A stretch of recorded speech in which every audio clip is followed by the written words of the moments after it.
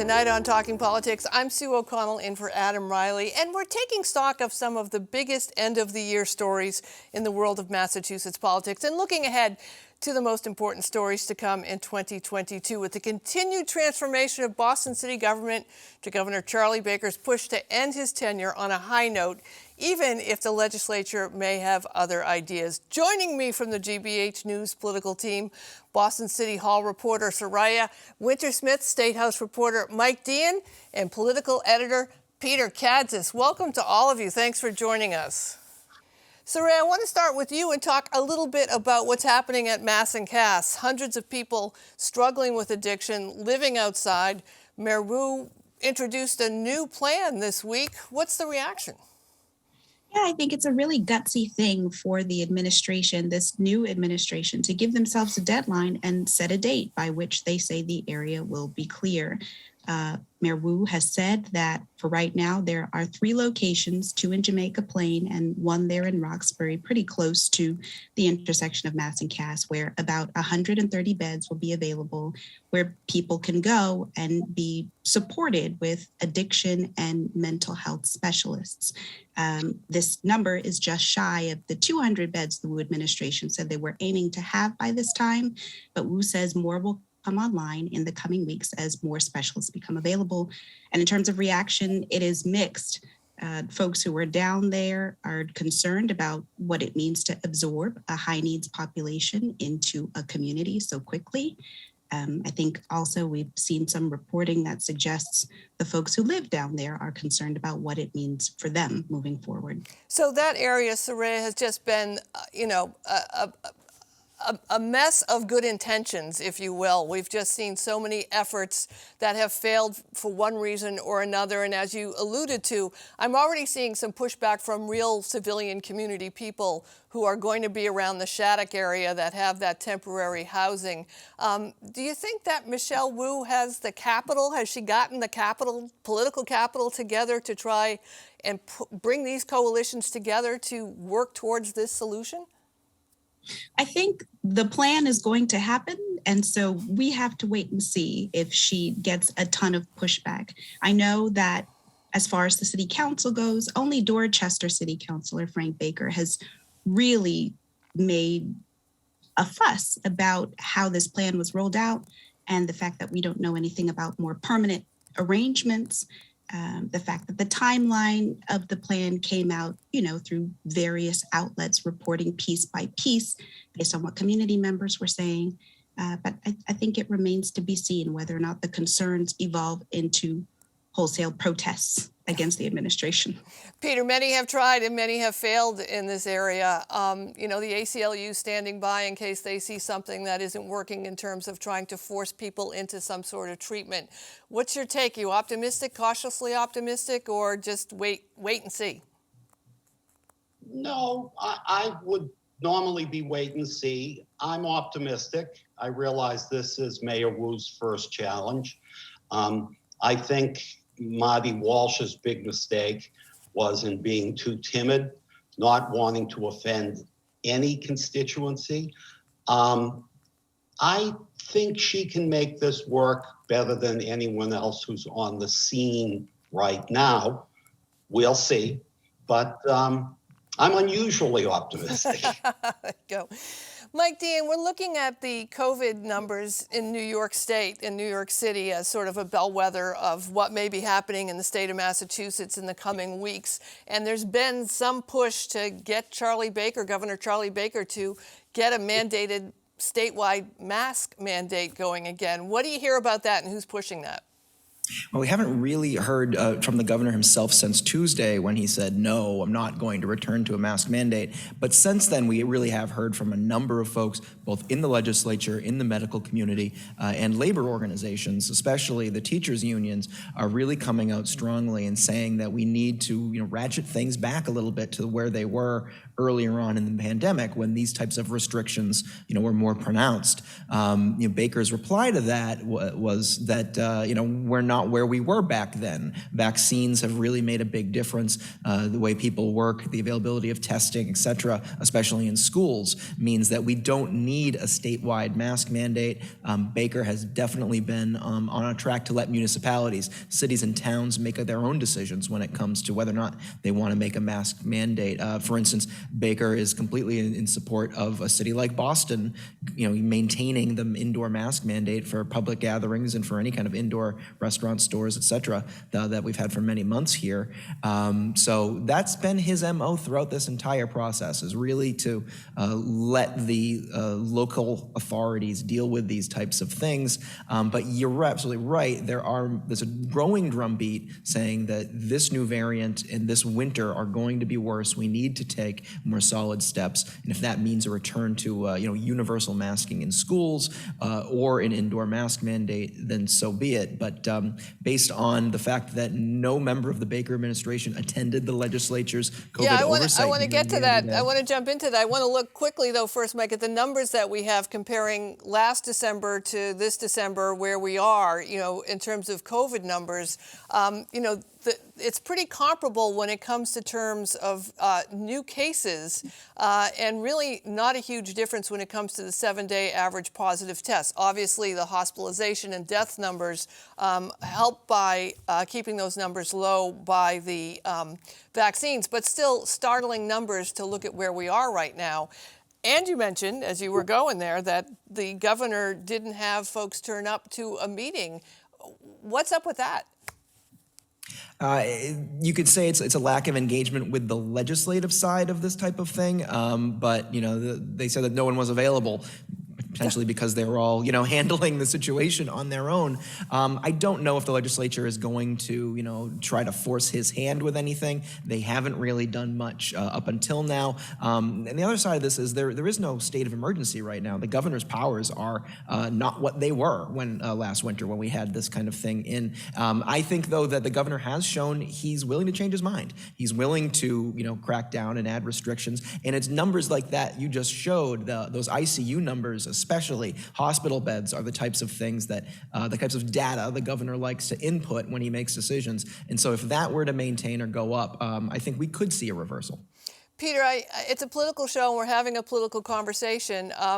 One often would look at the actions of a governor based on whether or not they're seeking re-election and how the political fallout would affect them. Baker is not seeking re-election, so one would think he would be able to act more freer without having to worry about campaigning and getting votes. Do you think that's impacting how he's looking at enacting COVID restrictions or mask mandates or any of that? Well, reading Charlie Baker's mind is tough, so I'm not going to pretend to do that. However, Baker's been remarkably consistent in his dealings with COVID. As Mike rightly pointed out, when the facts dictated, he has changed his mind. We're still getting vintage Charlie Baker right now, and I think when the numbers tell him to, he'll change it if it's needed to be. His critics were also critics before. I'm not trying to invalidate their point of view, but as you pointed out, we're talking politically. I think this is, at the moment, in the noise category. Important noise, but still noise. Saraya, there's rumblings about Michelle Wu regarding vaccine card identification going into public places. It's something she mentioned on the campaign. It seems that she is heading in a different direction when it comes to fighting COVID than the state is, and including areas across the city. We're looking at Worcester numbers, which across the state, Worcester numbers, which are concerning. Any indication about her relationship yet with Governor Baker and how they're going to act as a team when it comes to fighting COVID through the winter? This will be a great thing to watch in the coming year. I think Michelle Wu is deft at giving a slight answer that doesn't reveal too much at any one time. I think at last check, when we in the City Hall press corps asked her about what was going on between Boston and the state, she just said more collaboration is always better, which doesn't tell us much about the temperature of the relationship between her and Baker. But you're absolutely right. She is seeming to indicate that she's heading in the direction of requiring passports for public recreation. She appointed that COVID advisory committee, and they had their first meeting, and she has repeatedly said that everything is on the table, including that. Those are two great answers to give at any time. Just more collaboration is needed and everything's on the table. Peter, there was an election, a special election that some people paid attention to this year. Lydia Edwards looks like she's on her way to becoming state senator, of course, leaving the city council. She beat Anthony D'Ambrosio. This was a Winthrop, Revere, parts of Cambridge, parts of Boston race. Usually elections are just elections, and special elections with their low turnout aren't usually big indicators of a sweeping change. But is there anything that we can see here, any lessons or predictions that come from this race? Well, Sue, I think it is a footnote to the powerful progressive trend that is at work in greater Boston. It began with Ayanna Pressley winning her congressional seat, Rachel Rollins winning the district attorney's position. It, was capped for the moment by Michelle Wu's winning the mayoralty. And I would say Edwards' victory in the primary just is another bit of emphasis that in the greater Boston area, progressive politicians have renewed muscle.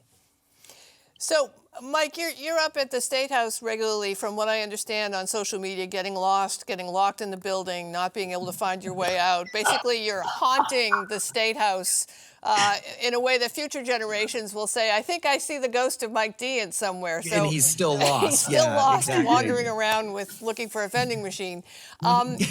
So I asked, though, what's the buzz? What are people saying about this election, if anything? We're going to enter this new year. We're going to get to your New Year's predictions in a minute, but things are all shaken up a little bit in terms of Baker not being, and Polito not definitely running for office, and some new faces coming in. What's the vibe from the ghost of Mike Deehan?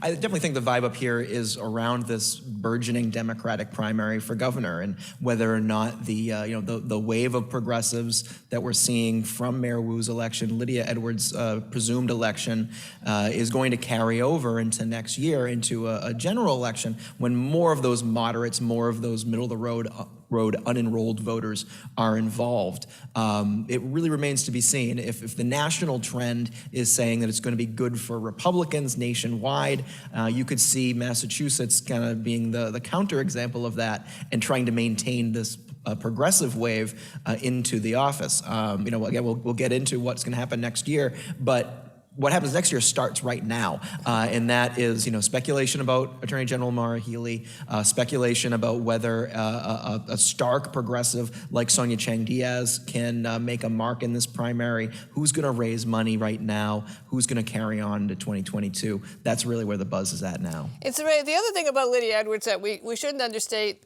also with Ayanna Pressley, is we actually have people who are on the city council who are going on to higher elective office, which traditionally hasn't happened. And we're going to have new faces on the city council as well.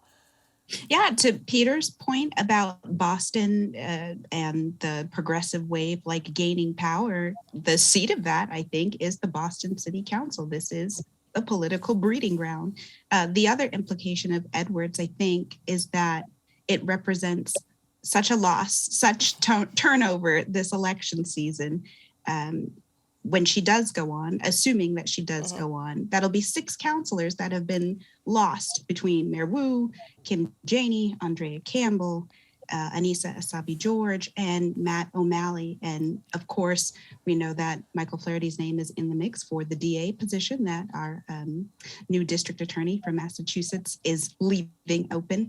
And if he goes on, that'll be 7. That'll be a majority of councilors that are lost, with a whole new class of folks coming in to start a new budget process and decide a whole bunch of other things. Yeah, we're going to get into the budget process in a minute, but I want to talk about Mayor Michelle Wu, who, it seems like she could do no wrong until this week when she gave an interview to Politico magazine talking about how she was enjoying riding the T and suggested to Lisa Kaczynski that we've got to change the culture of riding the T. It's a civic space for community conversation, but everyone's always really quiet on there. And it's safe to say that the Twitter sphere erupted, especially the Boston Twitter sphere, with people saying, no, it's not. It's one of the only opportunities I have during the day to read my book.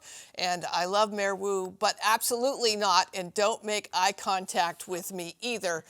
LOLs, I'm not really sure that was very LOLs. And my favorite, crucially important MBTA norm survey, Boston Mayor Michelle Wu said we've got to change the culture. What do you think? Is the MBTA a place for? And most people, 73, the overwhelming percentage, said being really quiet. And as Mayor Wu wanted to just get back in there and say, to be clear before I get recalled, I'll be delighted if you come talk to me, but also get it if you're busy and just want space. Come say hi. I don't know, Peter. I was thinking maybe the honeymoon would last a little bit longer for Michelle Wu. What were your thoughts about this? Well, this grumpy old guy may give Wu high marks for the mass and cast problem, but this grumpy old guy ain't going to be talking to people on the T. She either had a cup, she probably had one cup of coffee too many that morning. And so let's just chalk it up to that. Mike, I can't imagine. I was actually out talking to folks in front of the T as they were getting on and off, asking if they would talk on the T, and they wouldn't even talk to me in front of the train station. I know she's a Midwesterner at heart, as she said, from Chicago, and in Boston, we really don't want to talk to people. But I do appreciate her idea that maybe we could find a way to talk to each other more openly if it's in line or on the street, or, just being a little bit more pleasant. Do you endorse? It's really strange. I think I attempted to talk to somebody on the T the other day, and it didn't go well. Just to return some lost property that I had found. Woman looked at me like I had 6 heads. I saw that on Twitter. I was following that as well. You and your quite perf. the follower, Sue. I appreciate that.